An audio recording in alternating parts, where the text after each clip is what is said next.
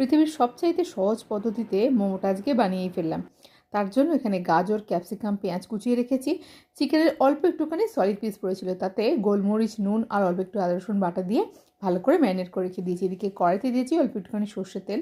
প্রথমে গাজর, তারপরে ক্যাপসিকাম দিয়ে দিয়েছি, অল্প একটুখানি নুন দিয়েছিলাম তার সঙ্গে। এখন ম্যারিনেট করে রাখা চিকেনটা দিয়ে ভালো করে সব কিছুকে নাড়াচাড়া করে ভেজে নেবো। ভিডিওটি ভালো লাগলে অবশ্যই একটা লাইক করো, চ্যানেলকে সাবস্ক্রাইব করে পাশে থেকো। একদম লাস্টে দিয়েছি পেঁয়াজ, যাতে পেঁয়াজটা বেশ নরম থাকে। এখন একটা সস বানিয়ে নিলাম। তার জন্য দিয়েছি capsicum, soya sauce, tomato sauce আর একটুখানি লঙ্কার গুঁড়ো।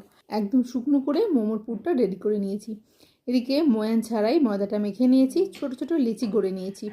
পাতলা পাতলা করে লুচি বানিয়ে নিয়ে মাঝখানে দিয়েছি পুরটা। এখন ওপর থেকে আরেকটা লুচি দিয়ে চারধারটা জল দিয়ে সিল করে দিয়েছি।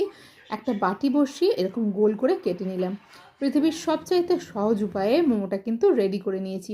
এখন ভাপিয়ে নিয়েছি কিছুক্ষণ, সার্ভ করে দিয়েছি।